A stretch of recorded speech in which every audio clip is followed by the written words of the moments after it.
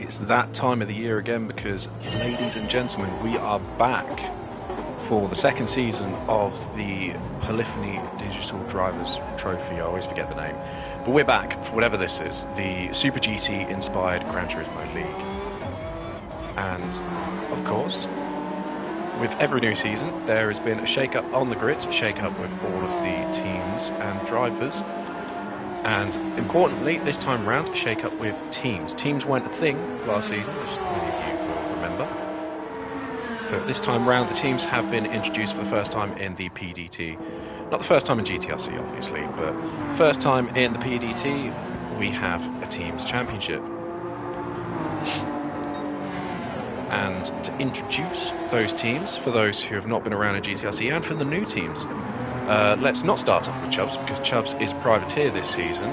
And the big talking point about Chubbs being a privateer this season is what happened to his former teammate Luke Clark. Well, Luke this season has opted to go with Ruben Thorrejo in the McLaren F1 GTR, pushing aside Captain Chubbs, who in the end couldn't manage to find a teammate and is going by himself as a privateer. Other big change to GTRC seasons of old is Super Jolt Langstadler, who had been with Team Spirit for about 3 or 4 seasons in a row, had been moved aside with his teammate Steinman de Hart to the Project 1 team. So both Team Spirit drivers, however, not driving under the Team Spirit name, and that is all to make way for this man right here, Dominic Kabinski, who is driving for Team Spirit alongside Jake Witchell. So strong partnership for the two Honda drivers. 5-on-5 on the other hand, reigning champion Will Sutters does have a teammate, doesn't have him racing tonight, but he did struggle quite a bit before this season kicked off to find himself a teammate, which is quite uncharacteristic, you'd think, especially of the reigning champion. You wouldn't expect him to, to have such difficulty finding a teammate. Someone who didn't have difficulty finding a teammate, though, is Adam Hans and Jake Birkenhead. There they are, both of them, line and stern there. Inseparable at the waist, I think it's fair to say. These two have been unofficial teammates before. They are officially teammates this time round, and a new team is entered in the form of Ray Racing, the livery inspired by Evangelion, a popular anime from the 90s, and anime that me and Dominic Kabinski tried watching recently. What even is it about? We were completely baffed. He'd never watched it. I thought I had watched it. Apparently I haven't watched it. We got about 2 seconds, 2 episodes in, skip to episode 20, watch the end of that. If you know, you know. But what is that anime about? Anyway, interesting to see a new team on the grid. Other than that, we've also got another new team on the grid. Tyler Davison is driving for them. I believe they're Nova Motorsport. Unfortunately, he doesn't have the livery on tonight because the livery was not posted. Second privateer on the grid, Yannick Verpeyten. There he is now. Once again at the back, but go back on board with Captain Chubbs. So the dawn of season 2, what to expect, what's different. So the teams are different. Also in qualifying for the first time, you'll see on the bottom left the fuel is running out. That was not a thing last season, but all in all the format is the exact same as it always has been for the PDT. What you'll also notice is there is no car variety thanks to the teams being introduced, which is why I was an advocate against teams previously, and already people have complained that it's a grid full of Honda NSXs because everyone wants to pick the fastest car. But someone who isn't in a Honda NSX is Chubbs right now. We're on board with him now. We'll slide out the second to last corner in his Nissan GTR. It's a 152.9 or 152.2. That will not be the fastest by any means. Already beaten by Will Sutters, and there we go. That is what we were expecting, a 150.6 for Jake Witchell. So the times are coming in.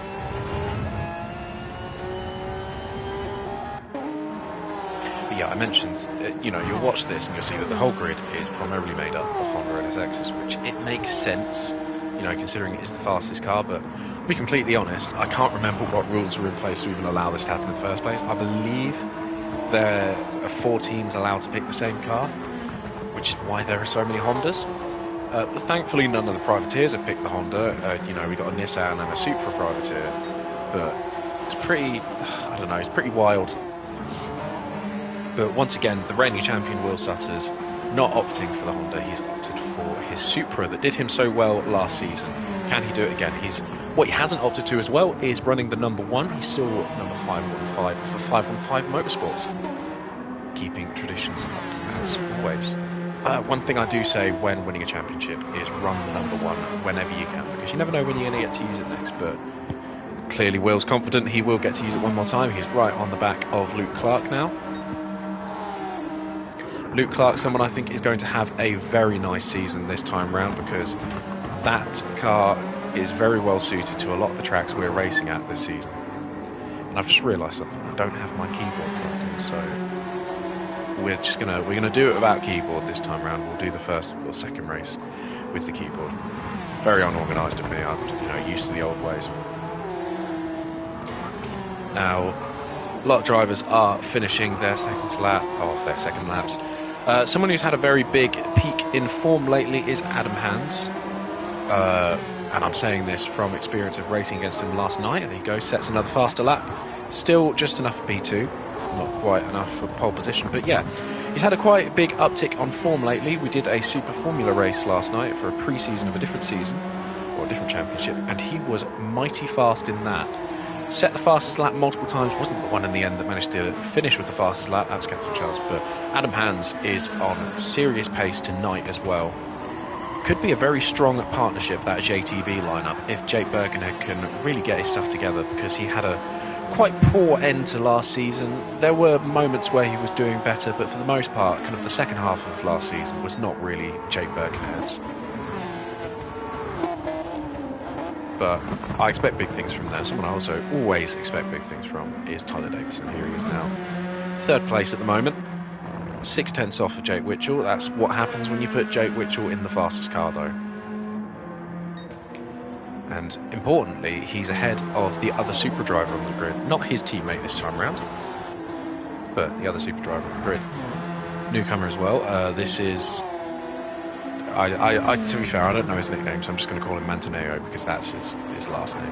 But Mantaneo, there he is in another Super. So there are multiple Supras on the grid, but Tyler Davison is the fastest of them. Jake Birkenhead, as we mentioned, is P6. Steinman de Hart carrying his good form that he found last season, P7. Dominic Kavinsky, though, looks like he's struggling a bit. I know he will not be happy with an 8th place, and I know he's got more in the tank for him. Not by doing that, though. Just cursed it. But yeah, not a great start to qualifying for him. Also, Jolt Langstadler, I'm sure, will be wanting a little bit more.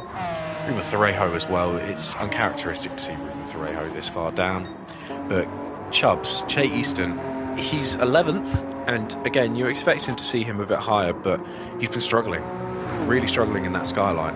I think it's fair to say probably the two F1 GTR drivers are struggling too, because they're both down here as well. So, not really the track for the F1 GTRs, not really the season for Captain Chubbs. He's been begging me the past couple of days that he can come in to do commentary with me. He's really not enjoying that car, so bless him. He went all season last season without a win. That's the first GTRC series he hasn't won in, because he won in both seasons of DTM, in the first round in both of them, might I add.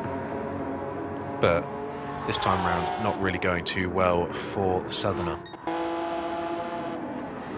Back up now with another Southerner, someone that lives only a couple miles down the road from him, Jake Witchell. Is he improving on his lap? Let's see.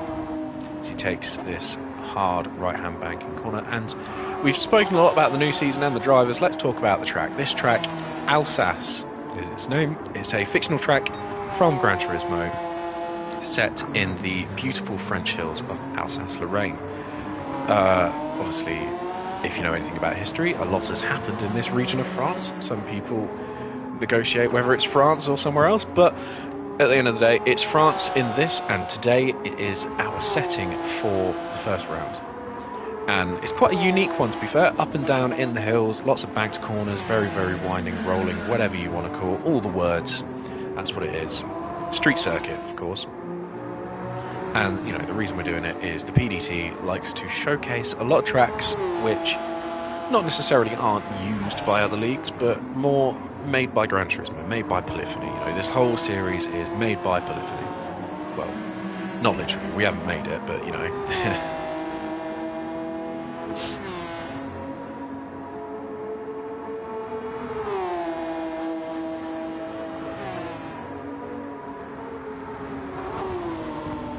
just getting on. Qualifying is going to end in now. There you go. So Yannick Verpaeten is not the first across the line. Who is? No one's crossed the line. So they're all on their final lap. Still on board with Jake Witchell. Chubbs up ahead. Chubbs again struggling, but Jake Witchell is not improving, matching his equaling. Excuse me. He's matching his previous best, give or take, a little bit behind. Is Adam Hans improving? I doubt it, actually, looking at that corner. Yeah, quite far off. Tyler Davison, though, maybe. Might be why Adam moved out of the way for him. This could be the age-old battle. Tyler and Jake going toe-to-toe, but Zsolt Langstadler did improve on his time. That's top 6 for the Hungarian. Hungarian, not Balkan, because I hate to break it to you, Super. But Hungary is not in the Balkans. And I have a Balkan nationalism Instagram account that said so I'll send you the screenshot later. But Tyler, is he improving? He is. He's going purple. 1/10 purple. Tyler Davison, 1/10 purple. Can he keep this form up? What's Jake Witchell going to do? Oh, not much by the looks of it. Big slide through the left-hander there. What's it going to be for Jake Witchell? Does he peels to the centre? No, not quite. So this is all Tyler Davison now. Can he keep up that advantage he gained? 1/10 is not a lot. Racing terms, it's a lot, but realistically, it can all disappear quickly if he's not careful. Through the final 2 corners, it's a challenging one, and he just avoids the wall there. It's going to be a good, not quite, 51.6, so 2/10 off of his previous best. So that 1/10 purple was a bit of an anomaly. Dominik Kubinski has improved. He's moved himself up to the top 6. So your starting grid for the first ever round of the season is Jake Witchell in first, Adam Hans second, Tyler Davison third, and Mantineo in fourth. Will Sutters P5, Dominik Kubinski P6, and then Zsolt Langstadler in 7th, Jake Birkenhead 8th. So that is the top 8, and if you want to round out the rest of the grid, why not? We've got time. Stein Van der Hart Stein Van der Hart is ahead of Rubens Thorrejo, and his teammate follows him, Luke Clark, and then Che Easton and Yannick Verpaeten rounds out the grid. So, my predictions, I haven't really got any. It could go any way. To be honest, I've raced Jake Witchell for long enough to think, oh yeah, he's probably going to win no matter what, but I think that every race he's in. So, boring way of looking. I'm rooting for Adam Hans. That's all I'm saying. I'm rooting for Adam Hans. I feel like he's got it this season. But here we are for the first race of the night, the full starting grid, standing start, 5 lights, and we are away, and it's obviously a good start for the Supra behind, as you'd expect. There's 2 Supras getting a very good launch. Will Sutters joining in that Supra gang, but it's Tyler Davison who goes around the outside of Will Sutters, and he does take the lead there. Tyler Davison side by side with Jake Witchell, sorry, not Will Sutters. Tyler now down the inside. Is Jake going to back out? Jake's going to have to back out on that one, and there we go. So Tyler now leading the race, still side by side with Jake. Jake tries it around the outside just as Tyler did a couple of corners before. Does he make it stick? Not quite. He's just made an error there, I think. No, that was Dominic in the background. There we go. There's Jake Witchell, now ahead of Tyler Davison. But Tyler is going to have the inside for this one. Is he going to send it? Of course he is. Why wouldn't he? Side by side still. We've been side by side for about 3 or 4 corners now. It's been half of the first lap side by side between the top 2, and there's contact, and it's 3 wide now. Jake Witchell with the inside on this one, and Jake Witchell still stays ahead. Tyler Davison been bumped down, and now he's back up side by side with his fellow Supra. Davison just pushed out wide, now cuts back to the inside but doesn't quite have the run, and all this is doing is giving a gap to Witchell up ahead. But who was that? That was one of the JTB drivers. Which one was that? Was that? No, I've cursed Adam Hans. Oh god. Adam Hans has just been in some kind of contact. If I have my keyboard plugged in, I'll be able to let you guys know what that was. But unfortunate start to the race for the Brit. But now back up ahead. Still Jake Witchell leads. Not much has changed in those 2-3 corners where we weren't watching. And this is now where Jake really gets into his own rhythm, as he is starting to pull out a gap already. But We don't count out the newcomer, Mantineo. Lots of people have won races on their debut race in the GTRC, and this would be one very interesting if you could do so. To name a few off the top of my head, myself, I believe Che Easton was one, and Che Easton's friend, who I've forgotten his name, Jake Witchell was one, I know that much, and maybe Ruben Thoreo? Maybe? I'm not too sure, but a couple of people have won races on their debut race, so, you know, anything can happen. It's not unheard of. Will Sutter's reigning champion, he's doing a good job to keep that P3 under a lot of pressure from the fellow super at Ty Davison and Dominic Kabinski. Having a quiet race is Dom. Looks like he might have just had a little bit of contact there with Tyler, but he's left in keep position.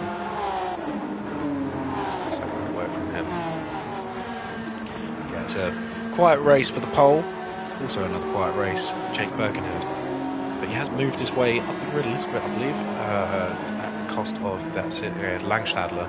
Moved down quite a few positions off the start there, has Langstadler. Naturally, he's behind a McLaren, which gets the mega launch off the start, if anyone remembers that. Someone who's had a very good impression of this race start, though, is Che Easton. Look at that. Saying that, though, he's just been taken down the inside by Steinman to Harten. Wow, what a move. Out of nowhere, Steinman to Harten sends it up the inside. Very, very nice move, that one. Didn't really need much to prep on that one. We did see someone go wide there. That is Yannick Verpeyten. And now Yannick under pressure from Ruben Thoreo. Thoreo makes that one look easy, I'm afraid. Dirty tyres coming back off the track, but Yannick sends it back down the inside. And oh, God, there's contact there. Contact. Thoreo stays ahead. Maybe a bit opportunistic from the Belgian there. And the Galician stays ahead. Now up front, the gap has increased between the top two. Now Jake Witchell leading by 1.5 seconds.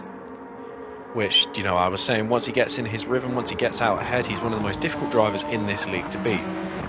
Also, Mantineo is losing, well, saying that, it looked like the gap was closing between him and Sutters. I still think the gap is closing between these two. So, equal machinery for these two. It's all down to driver. And at the moment, it looks like Sutters has the upper hand as he is going purple. Couldn't expect that from Will Sutters, but not really. I mean, he's not kind of leading in form from where he was last season. He won. Did he win any of the races in the last round? I can't remember, but he won the championship. You know, he won the championship. You'd expect him to be doing very well at the start of the season, and he is. He's in the top 3 positions, but maybe better. What has he been doing in his break? That's the question. Tyler Davison, though, under all kinds of pressure from the second Team Spirit driver in Dominic Kabinski. Team Spirit will be getting a very handy haul of points if they can finish in these positions. But I'm sure both of them will be having at the back of their mind that Dominic needs to make this overtake here, have both cars finish in the top 4, because I mean, that's a very good way to start off a brand new season. But all in the slipstream is Dominic Kabinski. He's not going to go for the move yet. I'd just like to point out, by the way, I'm very biased towards Team Spirit and Project 1, and I'm not going to hide that bias this season whatsoever. Here goes Dom now. On the back of Tyler again, this time much closer. Is he going to go for the inside? He does. He feigns the outside, takes the inside last second. Very Nigel Mansell-esque, and made that one look easy. Dominic Kabinski up to the top 4. And once again, top 2 gap increasing once more. Not really much to say about that one. What's going on the rest of the grid? Ah, there we go. The 2 LCR teammates. LCR no more, maybe? Luke Chubbs, it used to be. Luke Thoreo? Well, I'd just like to say the original meaning was Luke Clark. Luke Clark Racing, but, you know, we'll go with Luke Thoreo. Now Chubbs is gone. But yeah, the 2 McLarens working together to try and get themselves up the front of the grid. They are both running in the top 10, which is impressive for the track. Certainly not the track for the McLarens, but you know, I think it shows these 2 usually are expected in the front, and so far they're not showing it. But give them the chance, and they will be winning races, I guarantee you. Tyler now following Dominic Kabinski, who's on the back of Will Sutters. Just saw that. Thought that was Tyler getting close to Dominic Kubinski. No, it is Kubinski getting close to Sutters, and to the outside of this one. And yeah, I don't really know why he did that one, because that one's never really going to work out. Contact there between Sutters and Kubinski, and Kubinski almost loses 2 positions out of that one. Just about keeps the one ahead of Tyler. But it does go wide there, and he is going to lose that one against Tyler. That was an interesting move from Kubinski. The inside of that left-hander always turns into the outside of the next one, so why you would take it, I don't know. Top 2 gap is increasing once more. I think Mantineo is very much benefiting off the fact that the 2 drivers which realistically could keep up with his pace are currently behind a Will Sutters, who is not able to keep up with his pace. But saying that, Davison is having his own struggles tonight as well.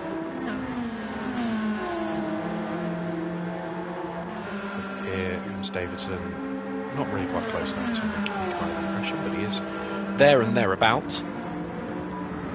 Just lost Yannick.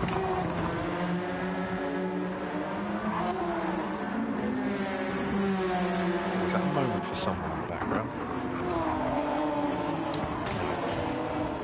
But the McLarens are slowly catching up to Langstadler. So maybe a move on at some point soon. Adam Hans also not really making the recovery. Steinman to Hart, I think something must have happened to Steinman to Hart. Yeah, lap 3 had a very slow lap, so something must have happened there for him. 3 seconds now, gap up front. And this is really the most we've seen Winchell lead a GTRC race in quite a while, to be fair. But again, put him in the fast car. He was in the Skyline last season, if you remember, so this only plays into his advantage. Great rule deciding well. Kubinski now moves back up into the top 4. We just saw the end of that move there. And I feel like he might have learned his lesson around that left-hander going into the right. Take the outside for the left-hander, it turns into the inside of the right-hander. This is common knowledge among people. But now with 4 laps remaining, 6, 7, 8, 9, yeah, 4. With 4 laps remaining, can Kubinski make it into the podium positions? Because realistically, I don't see Sutters improving on his pace anytime soon. Saying that, look at that time gap. But yeah, no, Sutters, he's not really had an interesting race. I don't want to slag him off, but he hasn't had an interesting race. He's kind of been a bit in the middle of nowhere. But he's doing all he needs to do at the moment. P3 is not a terrible way to start off the season. It's 2 more races after this.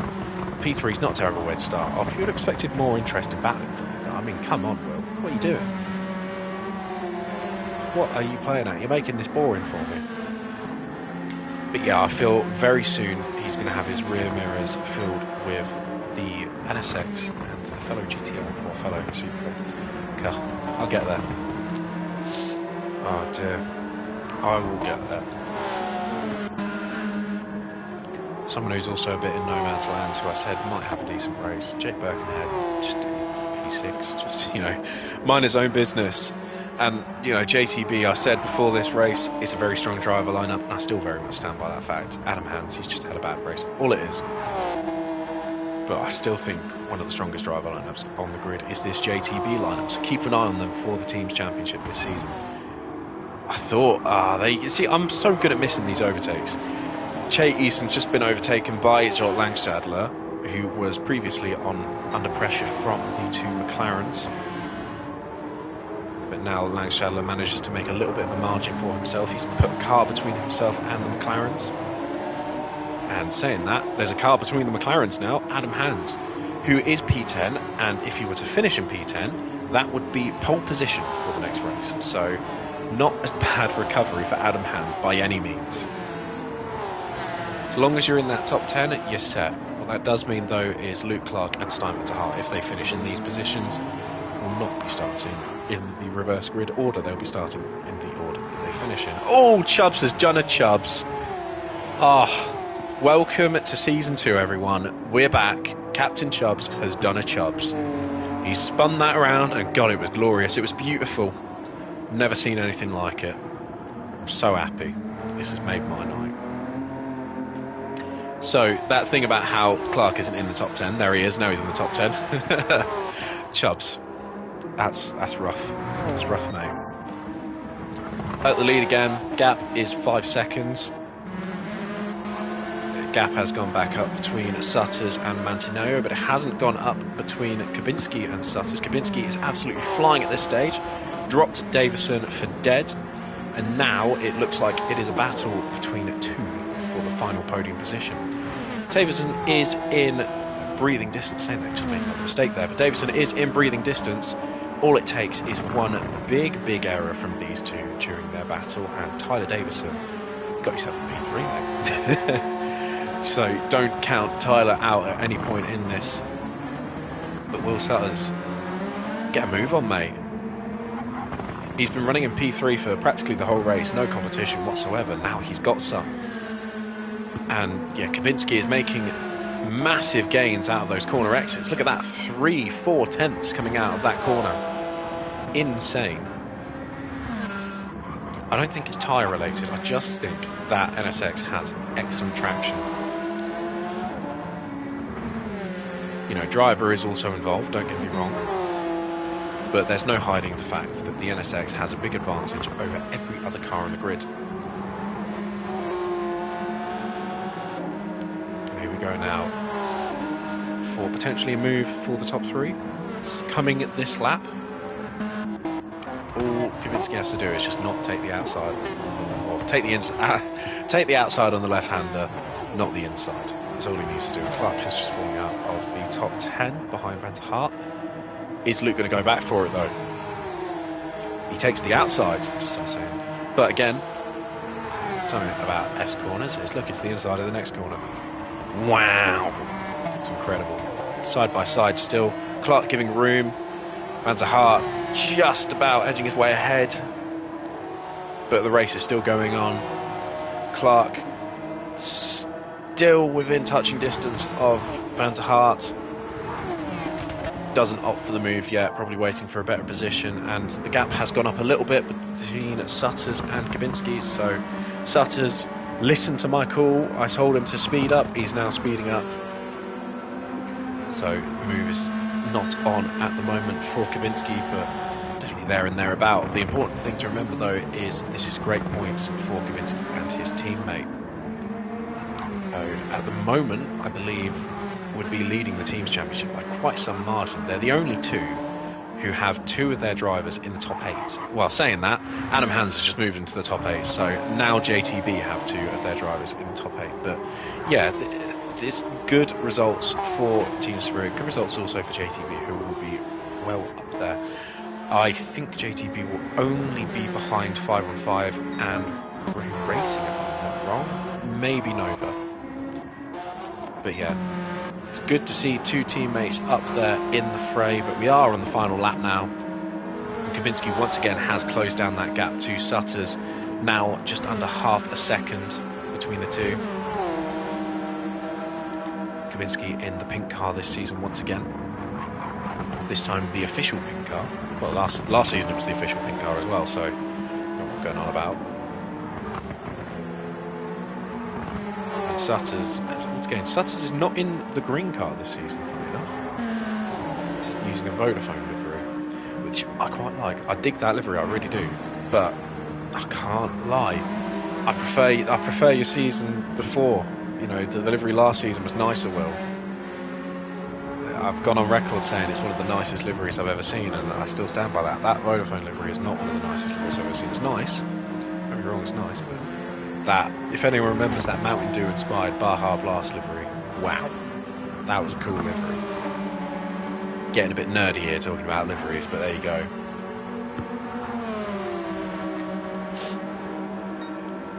While we're on the topic of liveries, if a move doesn't happen between these two races, I'm just going to give my thoughts on who has the nicest livery. But Will Sutters now under all kinds of pressure. Dominic Kabinski, who doesn't quite have the gap here, he's going to have to make it on the final corner.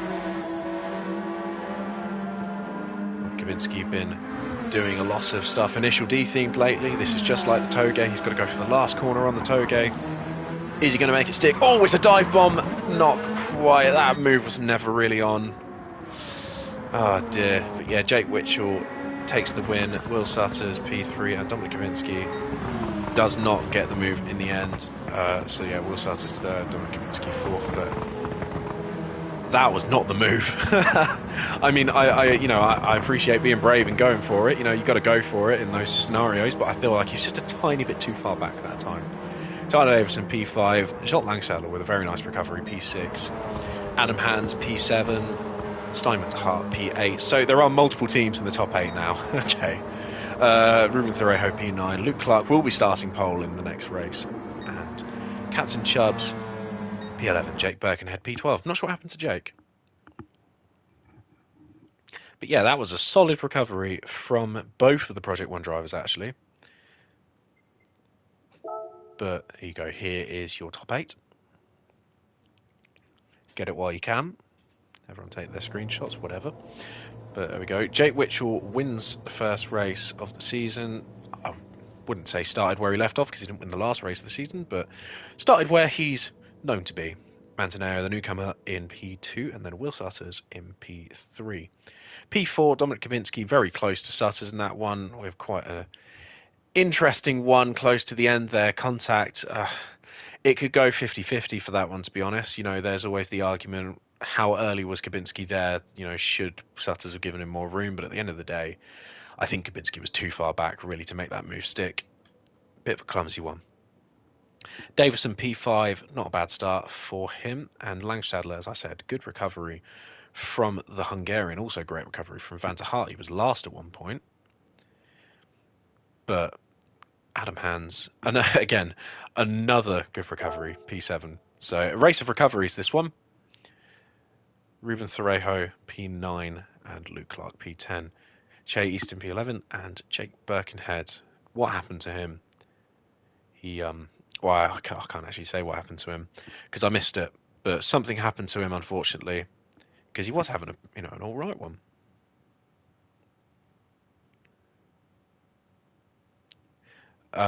Dom says he might have done an oopsie. You don't say. We caught it on stream, mate. Don't worry. that was bad. I very much feel like you just shouldn't have gone for that. You know, I'm trying to give you the benefit of the doubt and say, oh well, maybe Will should have given more room. You shouldn't have gone for that. That was a silly move. But that's all part of racing. We live and we learn. And at the end of the day, you didn't make the overtake. So in no world am I going to say is that a penalty if it does get reported, because you know you gave the position back. That's all that matters.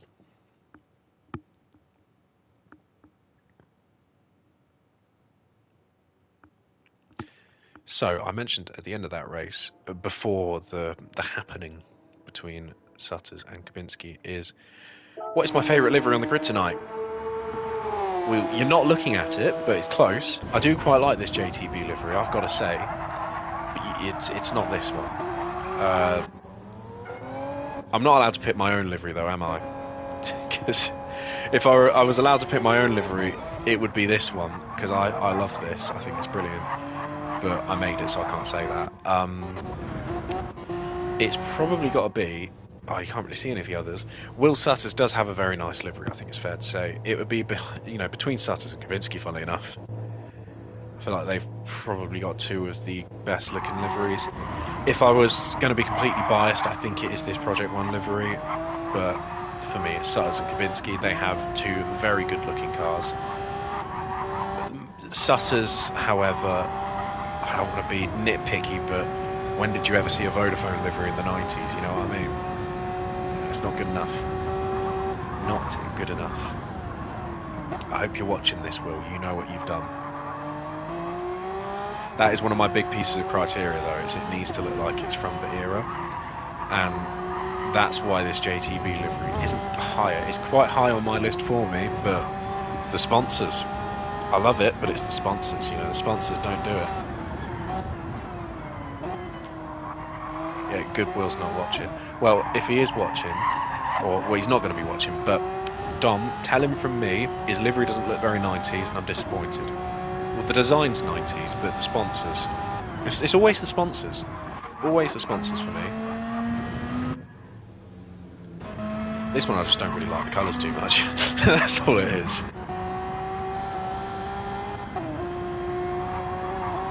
The design's not awful. Not a massive fan of the angledness. It's not, you know, it's just a car and car. I'm pretty impartial to this livery, which is really better than anything because I'm very picky.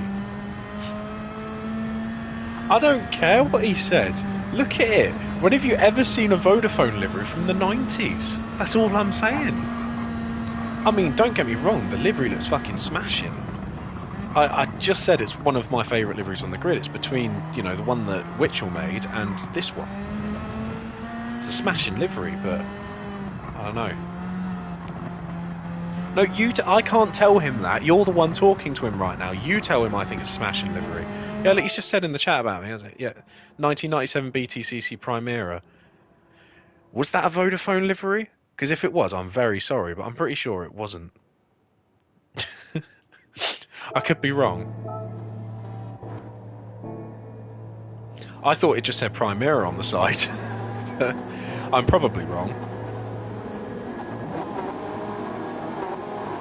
Here we are for the second race, the last of the false start check races. 5 red lights, Jake Birkenhead in pole position, and we are go. Why is Jake Birkenhead in pole position? Is it a full reverse grid? Oh, apparently it is.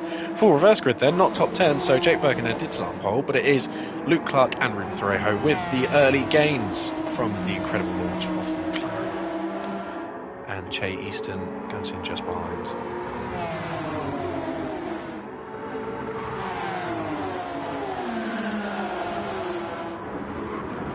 There's Che.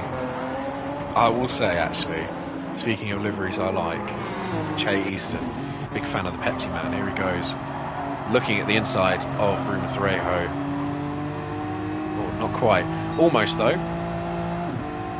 Almost makes the move stick on Ruben Thorejo. It was definitely there. Someone in the background making moves. Is that Mantaneo? Yes, it is. Down the inside of Tyler Davison. Jake Witchell follows through with him.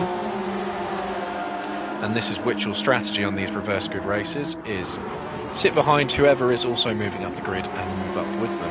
The car in front's going to cut a gap for you, then use that gap for yourself. See him do it time and time again. Save the battle until the end of the race.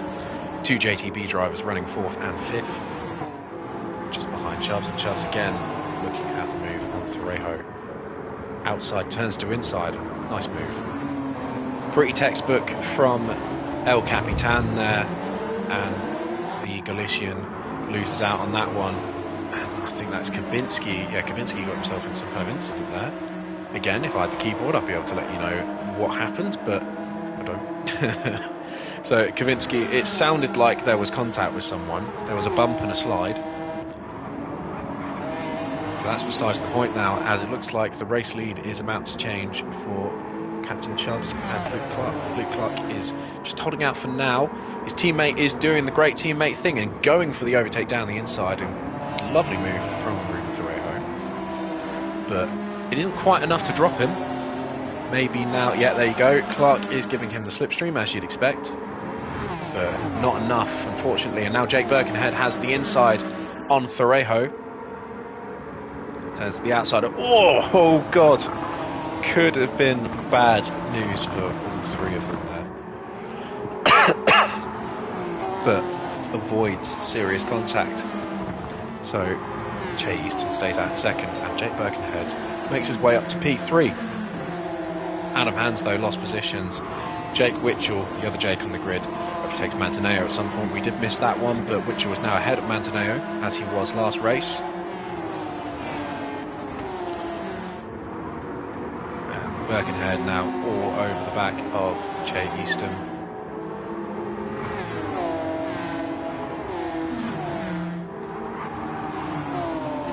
Birkenhead goes for the wider line, maybe the better exit, but there's contact ahead between Easton and Clark, 2 former teammates. Is there bad blood between these 2, you reckon? Ooh, drama saying that. I think Clark has just let him through. But, you know, there goes Clark behind... Well, I've lost my words. Birkenhead has just made the overtake for the lead against Easton. Still side by side between the 2. Birkenhead and Easton together, inseparable like glue. Can Easton go back for the move? Yes, he can. Oh, he's going to try. Certainly looked very Dominic Kubinski-esque. Did that one. Was getting a little bit PTSD from there.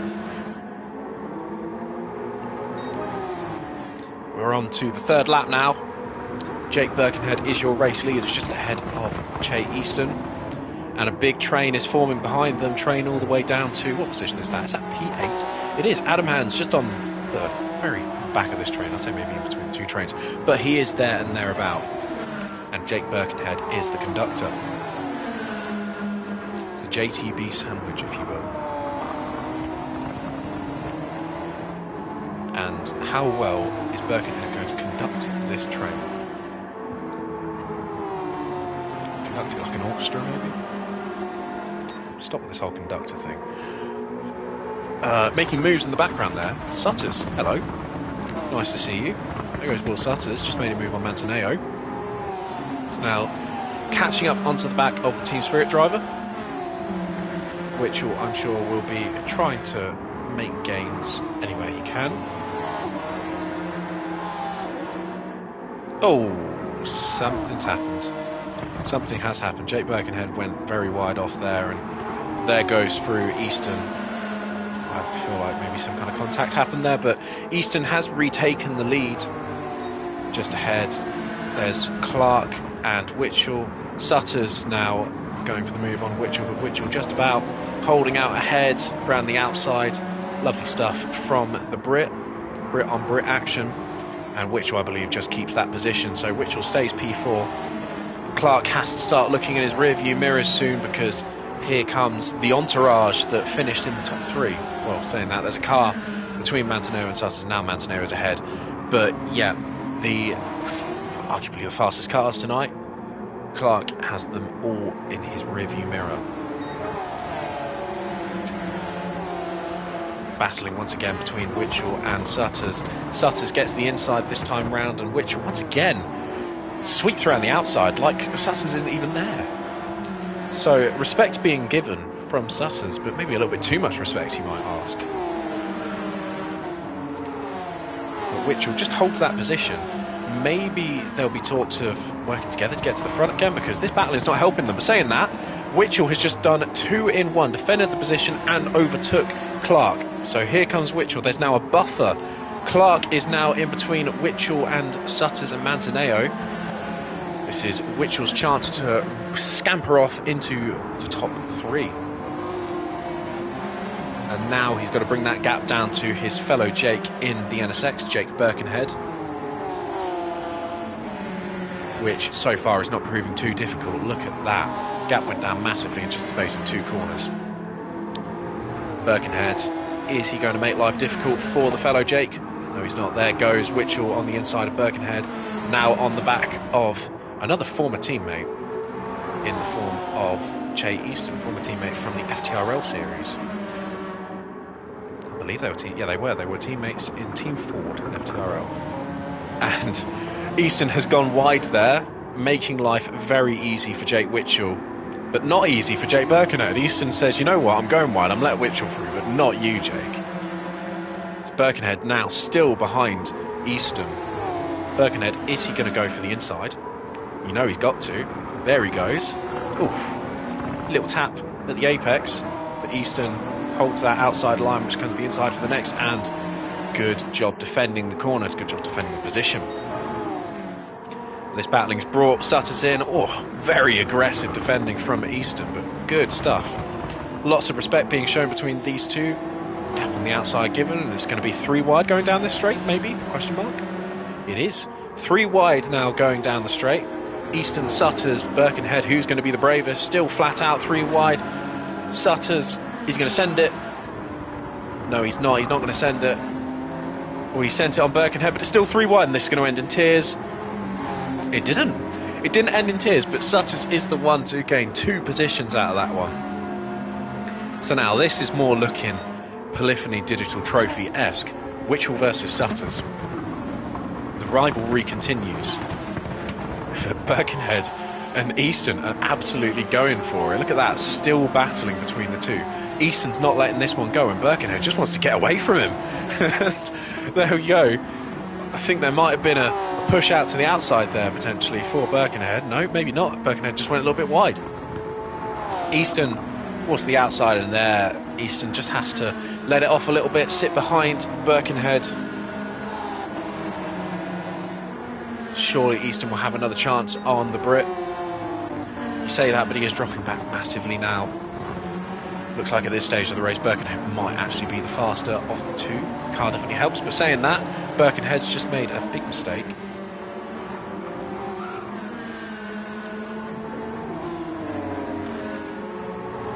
This is not terrible stuff. Good racing between the two. Hard and aggressive, but just as fair to each other as always.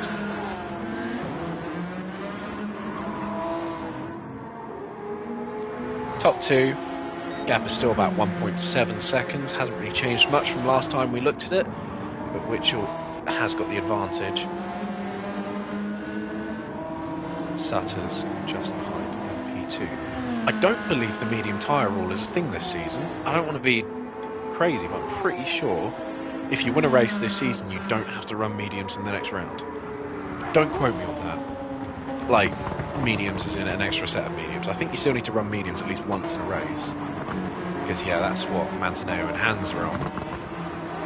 Kaminski also. Well, that's quite tragic that he had such a bad start then on medium tyres, but yeah. Witchell will have to use the mediums in the next race. That's all I'm hearing from this, but I don't think there's extra mediums, so the stakes aren't really that high for winning a race anymore. You can go ham, basically.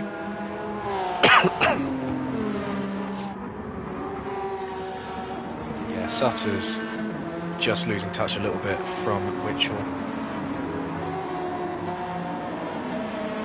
These two light years ahead of the rest of the grid at this point in time. So Easton is falling out of touch from Birkenhead. And this is more a little bit what you'd expect from Che Easton. A guy with a lot of pace is Che Easton. Last night we did the pre-season race of a Super Formula series, and despite a pit error, he was still P3 just behind Witchell and Andrew Costa. But there's a lot of pace to be had still for Chubbs as he just goes off onto the grass there. But yeah, as long as he doesn't get the pit stops wrong, sure he's a quick guy. There goes Mantaneo on the inside of Chubbs.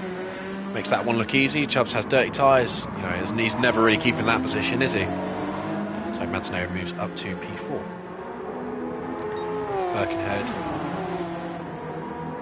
puts his hazard lights on. Why is he doing that? He's not in the pause menu. You think he's knocked it on his steering wheel? Yeah, he has. He's knocked it on his steering wheel. There you go. There goes the right indicator, and now it's gone.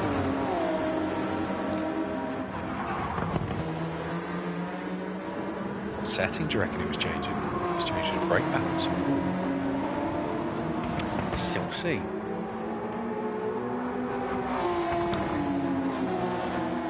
Mantaneo now gaining big time on Birkenhead. Birkenhead saying, "You're not getting through here."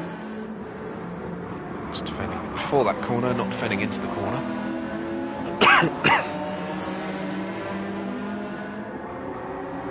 Oof. Makes the move look easy going into there, carries a lot of overspeed, and there is a tap. Birkenhead says, "I'll tap you back." Not an advocate for either of those, but you know, that's what he did. Again, there's another tap there as Mantaneo goes through. Getting a little bit pushy.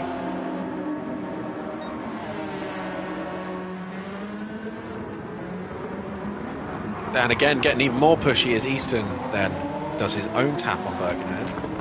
Jeez, they're all doing Will Sutter's impressions. Now Adam Hans getting involved with this. And space was given on the exit for Che Easton there. Easton just ran wide, but Hans still takes responsibility of that one and lets Easton back through, so good sportsmanship between the two of them. I think if I was Hans there, I probably wouldn't have given that one back, but good stuff nonetheless. Thorejo under pressure from Davison. And you'd expect Tyler to make this one. Side by side up front as well. Tyler down the inside of Ruben. And that wasn't a difficult move at all, but saying that, Ruben's still on the exit and Ruben's been spun round. Oh dear. Oh dear. Well, I was saying that the move didn't look too difficult, but I think Ruben was still right there on the exit and has just been spun round, which is very unfortunate for him. Maybe in Davison's blind. I'm pretty sure these two race in cockpit view, so maybe he was in Davison's blind spot.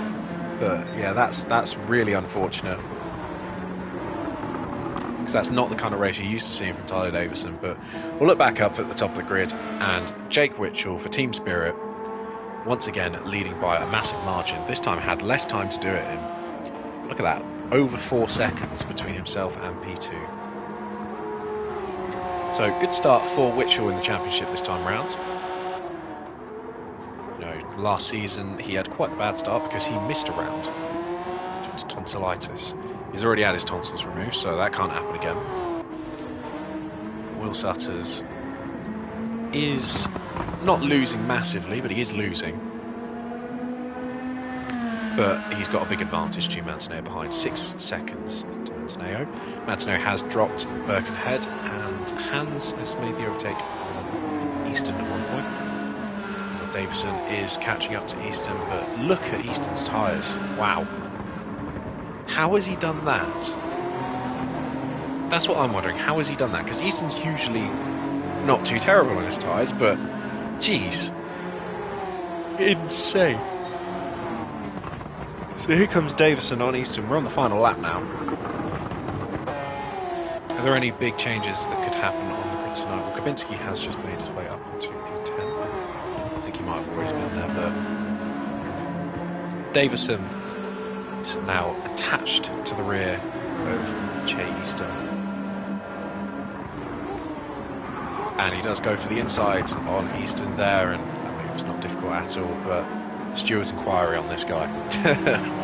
There's definitely a chance he might be running away with a penalty. It depends whether Ruben reports it. Ruben's not the kind of guy to report it, so you never know. But good race from Team JTB, I think it's fair to say. 4th and 5th. Very good work from the two Honda drivers. What I was kind of expecting from them in the first race, but they've done it this time round, and I believe they might be coming close to the points mark, or you know, the points tally of Team Spirit after Kabinski has quite a poor race. So you can imagine they'd be both quite chuffed with that. Two drivers similar level. Birkenhead, when he's in his flow, when he's in his cool, is, I'd say, the quicker out of the two, but Hans, don't count him out. He has been on amazing form lately. But we'll just cut to the front. 5-second lead now for Jake Witchell. Another, not as easy win, but another quite big win. It's Jake Witchell comes across the line for his and Team Spirit's second win of the season. Will Sutters takes home P2, another podium for the reigning champion. And then Mantineo with P3, finishing out in the top 3. Birkenhead and Davison in the end. Something happened to Hans. What happened to him? Chubbs has a penalty, that's P6. Hans P7. I cursed him. Clark P8. Gabinski moved his way up to P9 in the end. And then it is Langstadler and Van der Hart and Thorejo finishing on the grid. But what happened to Adam Hans? That is the question. What happens to Adam Hans? There we are. Once again, race winner, clean race bonus, as you do. Here is your top 8 again. Once again, fastest lap by Jake Witchell, 50.8. Was he the only driver in the 50s, I believe? Yep. Pretty impressive stuff from the Brighton man. And Chubbs, in the end, with that penalty, just about finished out of Hans. But what happened to Adam Hans? Anyone watching, can you let me know what did happen to Adam Hans? I'm sure someone will know. Oh, excuse me. I'm sure someone will know. But big thing out of this one, there is a McLaren in the top 8. Congratulations. Well done, Luke. That car looks like a handful around this track. So great work from Luke Clark getting it into the top 8. Something I'm sure he's probably a little bit happy about. You know, he's a winner at the end of the day. He's a winner at heart. He likes winning races, but you got to count your losses sometimes, and a P8 in a car which is not strong around the track is a very good performance. So great work from the Northerner up to North. And we'll move down to the bottom drivers. There we are. Kabinski, Langstadler, Van 't Hart, and Thorejo. Thorejo having a really unfortunate race. He was running quite high up there and then got himself involved in an incident, and that was all she wrote, I'm afraid. Yeah, what happened to Adam? Surely there's someone that knows what happened to Adam.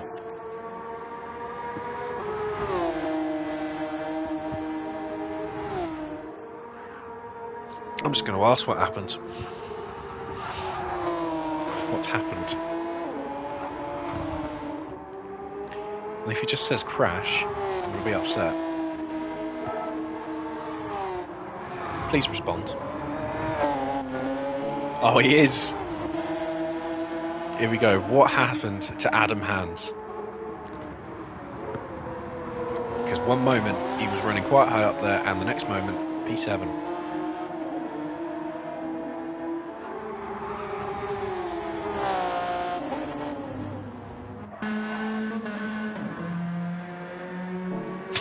Ran out of talent.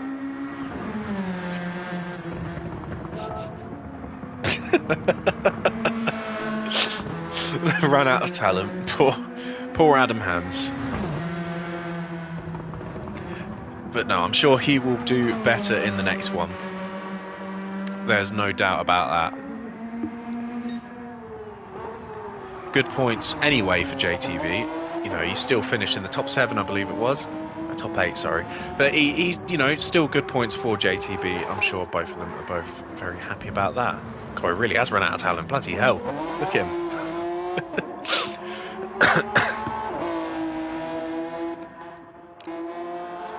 Here you go. Here's someone we haven't seen much of tonight, is Saltman Shadler. Really not finding his form at the moment.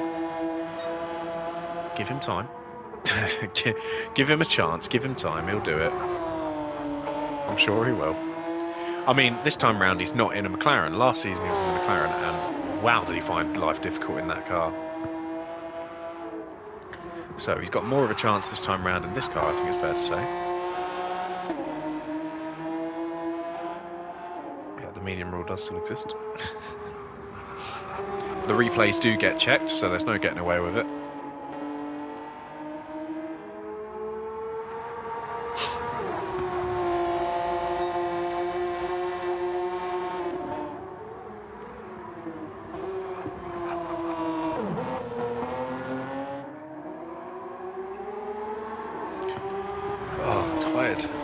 Got to go to work after this.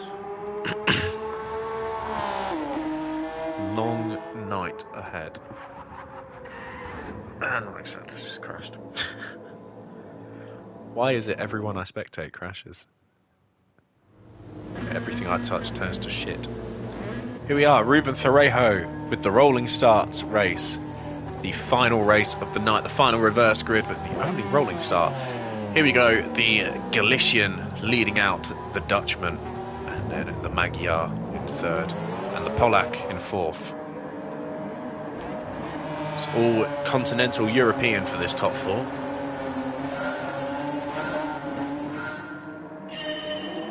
There we are, the race gets away.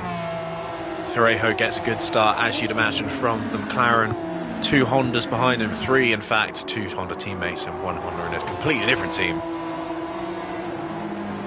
And it's the pink one that looks to be making the early gains at this point, already on the back of his fellow Balkan, which he calls, even though Poland and Hungary are not in the Balkans. But Kabinski, former teammates with Langstadler, is already all over the back of him. Any overtakes going on at the back? There was one there. Davison and Chubbs. El Capitan does not get the upper hand this time around. Oh my god. Door banging all down the straight. But El Capitan is the one that comes out ahead this time round. Davison, though, still side by side with Easton. Easton just forced to back out of that one, saying that Easton's already going back for it, but doesn't quite have the run. Oh, Thorejo! Oh my god! Oh yeah, there we go. So Thorejo looked like he had quite a poor run through that corner, and once again Kibinski's gone for that outside line. It's 3 wide. Dear God, you don't want that. And there we go, contact. Langstadler does get the move done. Yikes. Yikes indeed. It's almost 3 wide again. Yeah, 3 wide on that corner. You do not want that, and Thorejo covers the inside well against Kibinski. Kibinski, though, turns into the inside for the next one. Kibinski, has he learned his lesson? Yes, he has. So Dominic Kibinski moves back up into the top 3, but wow, that was a really touchy moment, that one. That one was quite scary. But all the drivers have made it through in one piece.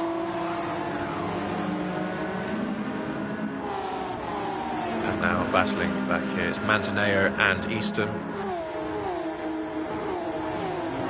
Easton just forced to slot in behind Mantaneo, and now Mantaneo, I'm sure, is looking for a move on Clark. He's going to be patient. No, he's going straight for that move on Clark. Clark could have gone for the switchback, but Easton is occupying that position where Clark would have wanted to go.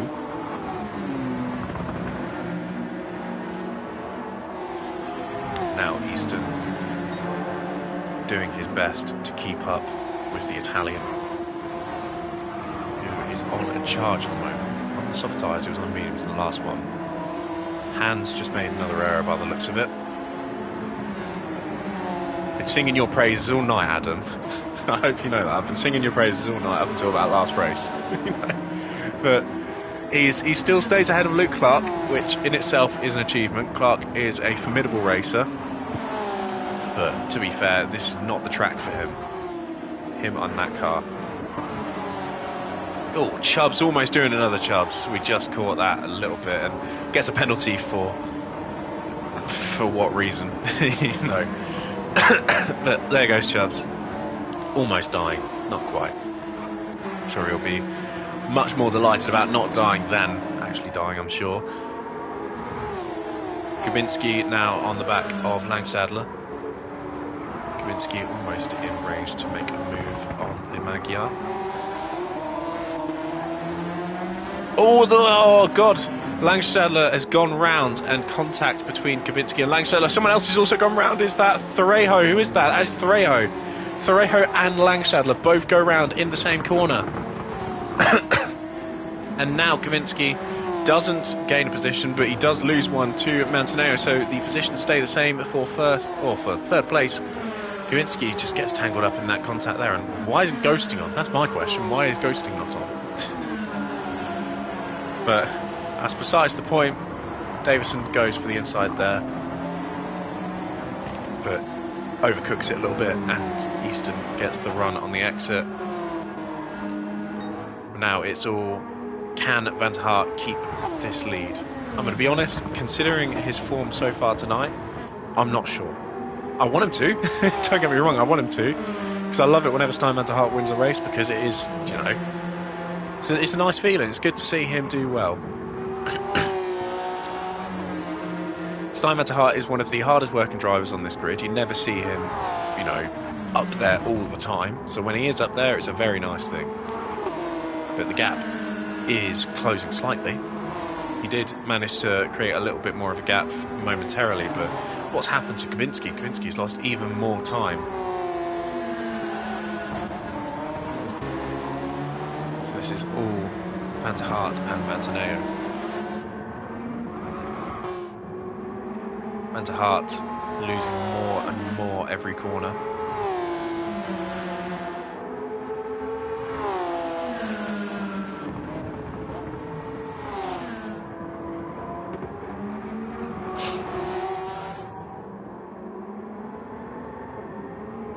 Van 't Hart now is just dropped back into the slipstream range. So the overtake will be happening soon, I'm sure.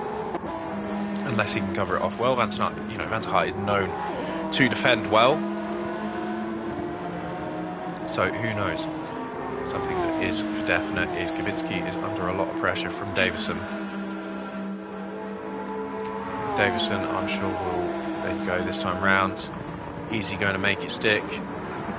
He brakes very late again, but this time sticks it in perfectly. Saying that though, Kavinsky, already with a run, back down the inside, becomes the outside. And now side by side through an almost flat corner, not quite flat, and they're still side by side going into a heavy braking zone. And again, door banging down the straight. Davison really does not want people to move more outside on that corner. But it doesn't work out for him yet again. As Kaminski is now ahead of Tyler. The Tie Lord, as Ruben Thorejo calls him.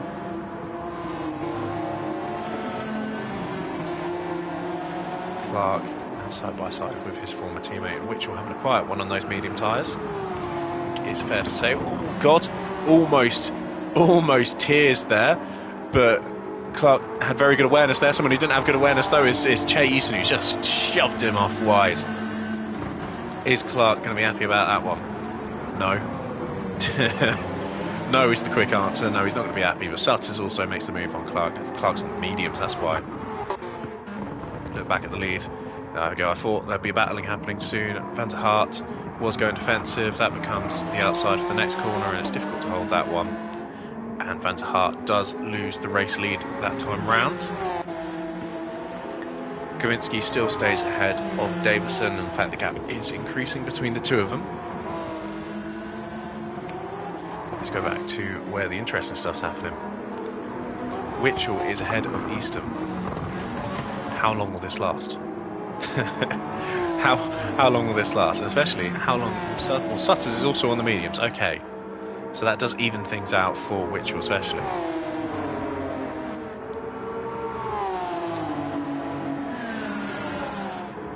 To be honest, I think the battling's ended for the most part. Right. Jake Birkenhead, what's happened? Someone enlighten me, please. I don't get it. You know, one moment I'll see Jake Birkenhead or Adam Hands up there doing well, and the next moment they're last. Please enlighten me. This is my biggest error. All last season I was rooting for fucking Jake Birkenhead. I'm going to do it again this season. He's just it's the commentator's curse. It's what it is. Langstadler makes the move ahead of the two McLaren drivers. Don't think he was there beforehand, but he's there now. He's on soft tyres, so it shouldn't be too difficult for him. Che Easton picks up a penalty for himself. I'm not sure where he did that, but he did it.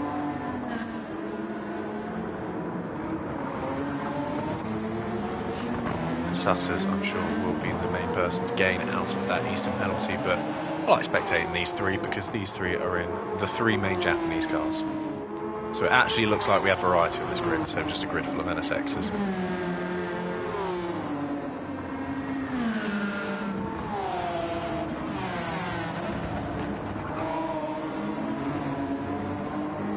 Sutters isn't gaining on Chubbs. Chubbs is, in fact, gaining on Witchell, but as we've mentioned multiple times before, Chubb's not having a fun time with that car this season. The season's only just started and he's already not having a fun time. Kaminski not really quite able to drop Davison yet. Oh, Adam. Jeez. Don't do that. That's not fast.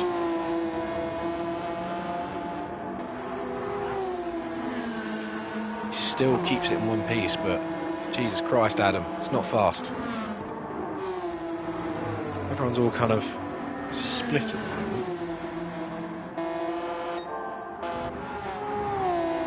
Too closest on track are these two, I believe, but I don't think anything's going on. It's kind of been a bit of a dull race, you know.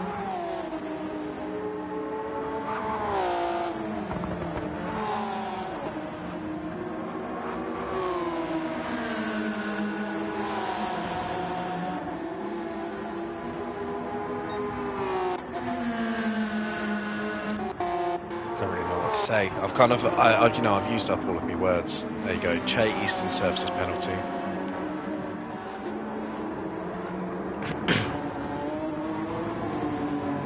What's some talking topics? Cost of living crisis. What do you all think of that? Is it still going on? I think it's still going on. Stuff's still expensive. So I don't really feel like it's ended. The government still has it's ended, but I don't think so.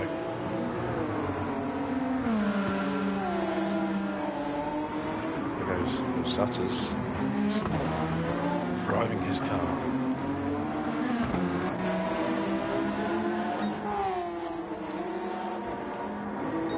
I think Chubb's got a poor exit there. He did. There we go, we got racing again.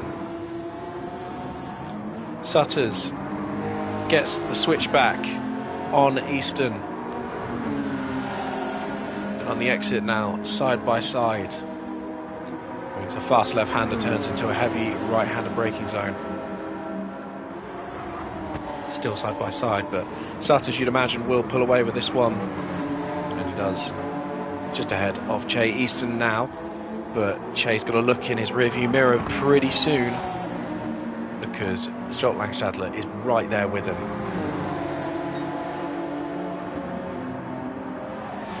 Still battling hard though between these two. Easton's not letting it go. Easton's not giving up. Sutters has to defend harder and harder, but this is bringing Langstadler into the fight.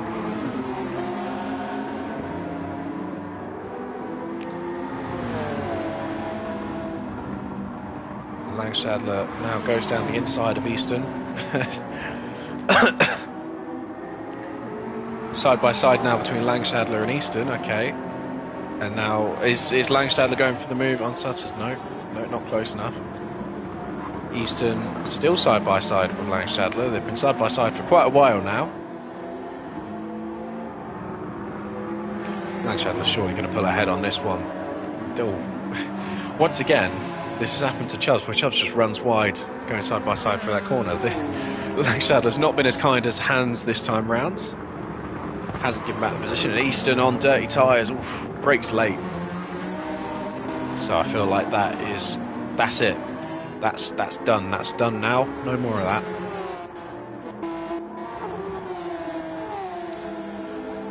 Kavinsky's still under pressure from Tyler Davison, but I don't think much has been happening between these two.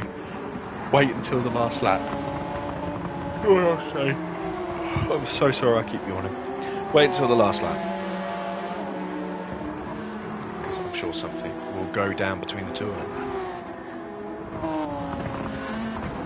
Langstadler did make the move on Sutters. Now Sutters back alongside him.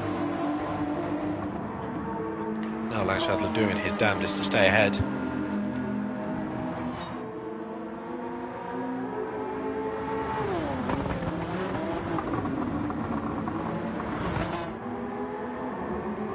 I feel like this is Langstadler's one now. Really to contend with against Sutters. Can we see Sutters in the rearview mirrors? Kinda. You can kind of see him there. He is kind of there. I'm just going to use this angle because nothing's really going on, I'm afraid. even Davison's pulled back. Well, you know, what would we watch? Do we watch? I think it's fair to say Van der Hart's done a pretty impressive job staying in touch with P2 or P1, sorry. Because I don't want to be disrespectful to Van der Hart, but he doesn't. He's not really this kind of pace. If that makes sense. I love Stein. he's a lovely guy, but he's doing a good job keeping this P2. You'd expect him realistically to lose ground to Kavinsky, but he's really kept up his pace. Kept up the form he gained last season. That's the word, that's the one you want. That was, no, it wasn't a slow lap first time. I said 54. That's gone away. But is there anything, no? Oh, wait, no. I thought I said one. Here we go. Two teammates battling. There you go, we got something. Sorry, I should have looked back here earlier. Clark versus Thorejo, are they going to battle?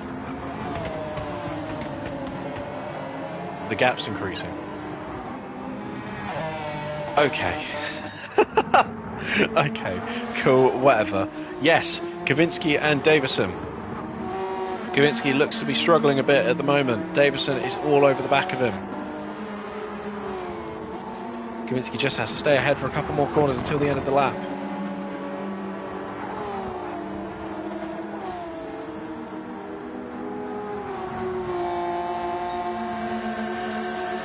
Kawinski still keeping that gap around 0.3 of a second. Oh my god. Contact between him and Davison, and I think that was over. Davison too far back to make a move into this next corner, I feel, but I mean, Kawinski tried it. On board with Tyler. Go for the kamikaze, Tyler. You know you want to. Go for it. Send it. This is all realistic. Send it, Tyler. Send it. Oh my god. Look at him go. He didn't do it. Right, there we go. P1 for the newcomer, Mantineo. Once again, a newcomer winning on his first time trying. Steinman to Hart, P2, and then it's Dominic Kawinski, P3, running out top 3. Tyler Davison, P4, Adam Hans, P5, and Jake Witchell, P6. I believe he is the championship leader after this round. That was a very solid performance from him all night. Jolt Langstadler, P7, and then it is Will Sutters in P8. Che Easton, P9. Ruben Thorejo, P10, Luke Clark, P11, and Jake Birkenhead taking the Michael Schumacher approach, finishing the race in the pit lane. It's the only thing Michael Schumacher about him, I'm afraid, though. That was not a Michael Schumacher performance. Maybe Michael Schumacher after the ski crash. There you go. There's your top whatever. Oh dear, I'm so tired. I've got to go to work in a second, so what's the bloody point? But there you are. So once again, a driver wins on his first race. Callum was the last one to do it. Then it was Che Easton before that, Jake Witchell, JM Devil, myself, a lot of quite talented drivers. I should not be saying I'm talented, but a lot of talented drivers and myself have won on their GTRC debut, so solid work from the Italian. Steinman to Hart, though, no doubt about him whatsoever. What a performance from him. Really picked up his form last season and this season. And then Dominic Kawinski just getting tangled up with a collision with Langstadler. That was it. He crashed with Langstadler. Tangled up with a collision with Langstadler and just didn't quite have the pace to catch to P1 in the end. Tyler Davison, P4. Not terrible performance from him, but could have been a bit better. It came very close to overtaking Kawinski and just messed it up in one of the final corners. Adam Hans, P5, big improvement from the last round or last race, and Jake Witchell, I believe, is the championship leader with a P6 in that race. Jolt Langstadler, P7, and the reigning champion, P8, had a pretty bang average night for Will Sutter's standards, I think it's fair to say. Che Easton, P9, and Ruben Thorejo and Luke Clark at 10th and 11th, and then it is Jake Birkenhead in P12. So, night of heartbreak for some, night of success for others. Be interested to see what all the drivers think and what you guys think watching this stream. We are back, though, every week now for the next few months. We will be doing this every Wednesday, some classic 90s GT car racing. So, join us around 8 o'clock every single Wednesday for the next couple of weeks. And you won't regret it. You won't be disappointed. That's the one. You won't be disappointed. Thanks everyone who did watch. Thanks to all the drivers who did race. And super excited to get this season going again. Can it live up to the hype of the last season? We'll see. See you all next week.